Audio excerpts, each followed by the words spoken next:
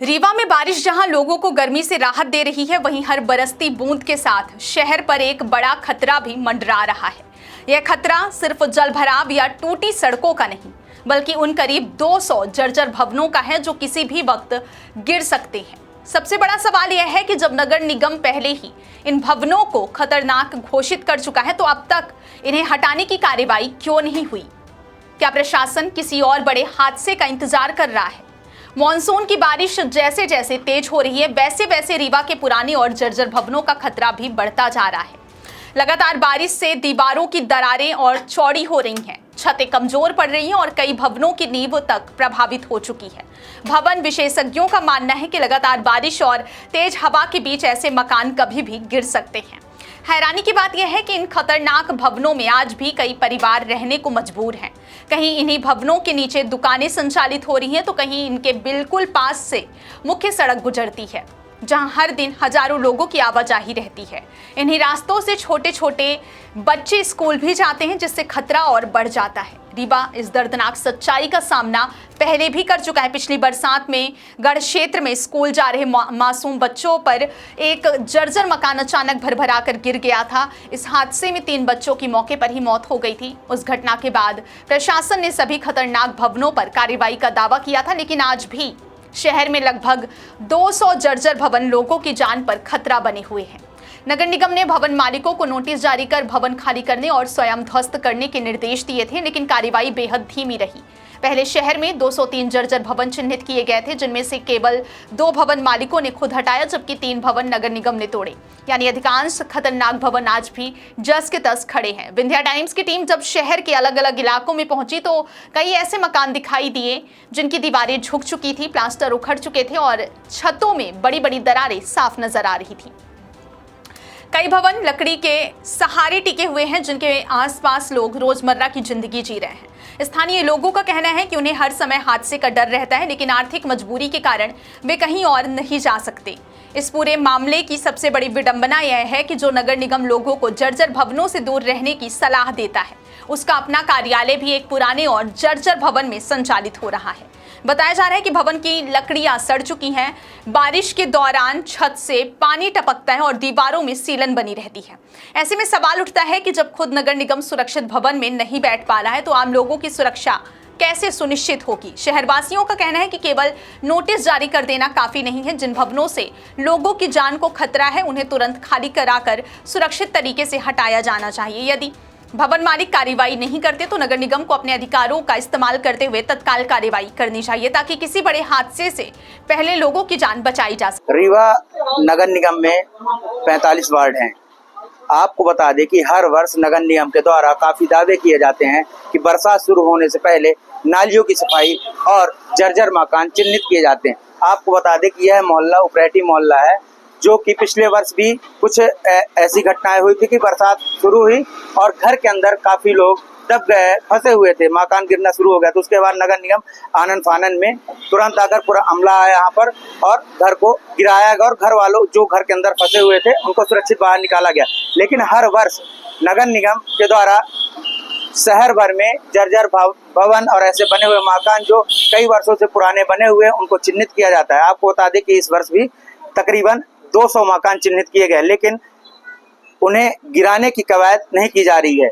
आपको बता दें कि हर वर्ष सिर्फ नोटिस दी जाती है और यह कार्रवाई सिर्फ नोटिस तक ही सीमित रह जाती है। आपको बता दें कि अभी एक नोटिस दिए गई थी, जिसके बाद यहाँ पे कुछ लोगों ने घर गिराना शुरू कर दिया। पीछे आप देख सकते हैं किस प्रकार से घर गिराया जा रहा है। लगातार नोटिस तक यह कार्रवाई सीमित रहती है, लेकिन अब देखना है कि नगर निगम प्रशासन कितना जल्दी इस कार्रवाई पर अमल करता है और कितना जल्दी जर्जर भवनों को गिराया जाता है। विंध्या टाइम्स के लिए रीवा से मनीष दाहिया। ये उपरेटी रीवा का सबसे प्राचीन मोहल्ला है। यहाँ पर 150-200 साल पुराने मकान बने हुए हैं और अति जर्जर है, लेकिन लोगों के पास दूसरा कुछ विकल्प है नहीं और उसी में किसी न किसी तरह करके वो रहते भी हैं, जो निश्चित रूप से किसी दिन बहुत बड़े हादसे को वो अंजाम भी दे सकता है और जनहानि हो सकती है। तो ऐसे जो चिन्हित मकान है, नगर निगम ने खुद भी चिन्हित किया हुआ है, उनको नोटिस जारी हर साल कर देती है।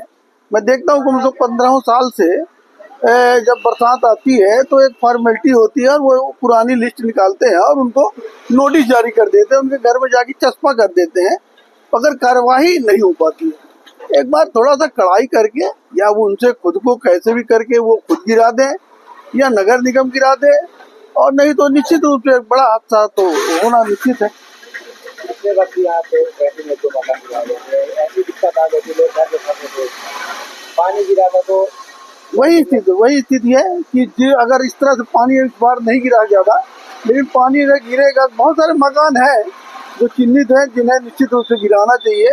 ये तो बड़ा हादसा होने में कोई बहुत बड़ी बात नहीं है कि बड़ा हादसा ना हो जाएगा, तब बहुत बड़ा बुरा होगा। चलती रोड है, बच्चे भी निकलते हैं स्कूल के, दिन भर बहुत चालू रोड है ये बिल्कुल एकदम नेशनल हाईवे रोड जैसे हो गई है और बहुत ज्यादा ट्रैफिक है। और ये देख ही रहे हैं कि बहुत कंजेस्टेड हो गया है। पूरा गोविंदगढ़ से लेके सतना तरफ मार्ग में जाने वाले सारे लोग कोशिश करते हैं इसी तरफ से जाने आने का, तो बहुत ज्यादा ट्रैफिक भी है। और वो जो मकान बने हुए हैं वो खतरनाक भी है, कभी किसी के ऊपर गिर सकते हैं, लोग रहते भी हैं। तो निश्चित रूप से इस पर ध्यान देने का बात है और ध्यान दे के इसकी कार्रवाई की जाए और मकान गिराया जाए। अभी एक मकान ये हम देख रहे हैं जो 15 साल से इनको नोटिस दी जाती थी, तो वो अब वो आज तो गिरा रहा, अपने से ही गिरा रहा है। लेकिन नगर निगम को चाहिए कि इनको निश्चित रूप से खुद स्वयं आगे आके और गिराए। जैसे अगली साल ये गिर गया था, कुछ लोग फंस गए थे, ऐसे ही बहुत सारे मकान हैं जो लोग बाग रह रहे हैं और दिन भर वहाँ आना जाना भी लगा रहता है, कोई हादसा हो सकता है। रही बात जर्जर भवन की, रीवा शहर के अंतर्गत जो गवर्नमेंट इमारत है, जो शासकीय भवनें हैं, वो पूरी तरह जो 2-2, 3-3, 400 वर्षों के हैं, आज के नहीं, 200 वर्ष के, 300 वर्ष के, 100 वर्षों के ऐसे जर्जर भवन की टीले खड़े हैं, या कि क्षतिग्रस्त, वहां पे जानवर जा रहे हैं, जीव जा रहे हैं, या 100 वर्षों के भवन ऐसे हैं, 150 वर्षों के भवन ऐसे जहाँ मकान में लोग रह रहे हैं, आवास में रह रहे हैं, 100 वर्षों के, 70 वर्षों के, 80 वर्षों के भवनों में लोग मकान बना के रह रहे हैं। ऐसे भवनों की निगरानी चिन्हांकित किया जाना चाहिए और बरसात आने के पहले उन भवनों को गिराया जाना चाहिए। नोटिस की तामील है, करने के पहले आप नोटिस की तामील किए 15 दिवस के अंदर, तो आपको करना कब चाहिए? बरसात के 2-3 महीना पहले कर लेना चाहिए, तो 8 दिनांक तक वहां पर कोई भी कार्रवाई नहीं होगी। जर्जर भवन जब जिस दिन गिर जाएंगे, जिस परिवार के क्षतिग्रस्त हो जाएंगे, जो परिवार को पूर्णतः क्षतिग्रस्त हो जाएंगे, उस दिन आपदा के लिए पूरा नगर निगम प्रशासन जाग जाएगा। तो ये लोग आमंत्रण देते हैं कि घटनाएं हो, घटनाएं कारित हो, अपराध कारित हो। इसके लिए तो नगर निगम को, यदि इस प्रकार के अपराध होते तो नगर निगम को पार्टी बनानी चाहिए। जैसे आपने तत्कालीन में एक घटना रीवा जिला सत्र न्यायालय में ऐतिहासिक निर्णय हुआ था कि एक विवाद हुआ था नगर निगम जिसमें पार्टी हुई थी। मानी उस समय हमारे रीवा जिला सत्र न्यायालय में कास्तवार न्यायाधीश कास्तवार जी थे, उन्होंने एक ऐतिहासिक निर्णय दिया था जिसमें नगर निगम के आला अधिकारियों को उन्होंने पार्टी बनाया था और दंडित किया था। मेरा बार बार कहना है कि नगर निगम के 45 वार्डों में, नगर निगम क्षेत्र अंतर्गत जितने जर्जर ऐसे भवन बने उनको चिन्हांकित करके रिकॉर्ड में चिन्हांकित करते, उन पर कार्रवाई होनी चाहिए। बहुत सारे से टीले बने, मैं आपके कैमरे में कह रहा हूँ और इसके पहले बोल चुका हूँ कि टीले खड़े 200 वर्षों के खड़े हैं, जानवर वहां पे जा रहे हैं या कोई शरण ही ले लिया है। मान ली घटनाएं कब किसी के साथ हो जाए, कोई भी अपनी घटनाएं हो सकती हैं, तो नगर निगम प्रशासन को या जिला प्रशासन को, राजस्व प्रशासन को संयुक्त रूप से चिन्हांकित करना चाहिए और नगर निगम को विशेष तौर से कि ये भवन है, इन भवन को गिराए जाने की कार्रवाई की जानी चाहिए।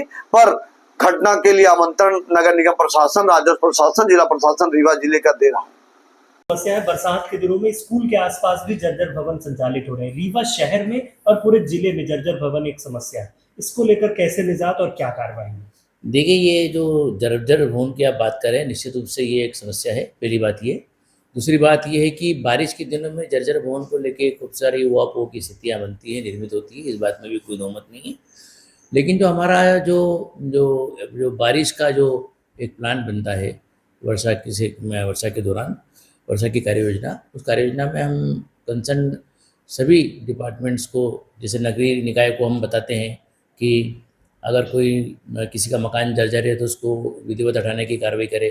दूसरी बात ये, अगर कोई मकान नाले पे है, नदी के पास में है, जल भराव क्षेत्र में है, तो जिससे लोगों को समस्या का सामना नहीं करना पड़े, तो उसको रिमूव करना, ये भी बात है। बात अगर शासकीय जो है मकानों की, शासकीय भवनों की है, तो सारे टीचर्स को हमने बताया है कि अगर इस तरह के कोई भवन है जहाँ बच्चे पढ़ते हैं, तो उनको उन भवनों में न रखें, उनको सुरक्षित भवनों में शिफ्ट करके पढ़ाएं।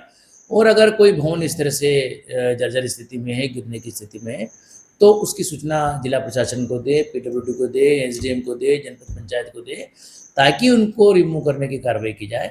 लेकिन बच्चों की सुरक्षा के लिए हमने स्टैंडिंग ऑर्डर उनको दे रखे हैं। हमारी पिछली बार आप लोगों ने देखा है जिला शिक्षा विभाग की जो बैठक हुई थी, उस पर भी हमने सभी को निर्देश दिए हैं कि बच्चों को किसी भी स्थिति में जर्जर भवनों में न पढ़ाएं। अगर ऐसा कोई मामला आता है तो संबंधित शिक्षक के विरुद्ध कार्रवाई तो करेंगे, साथ में बच्चों का जीवन, बच्चों का स्वास्थ्य, बच्चों की सुरक्षा भी सुनिश्चित करेंगे।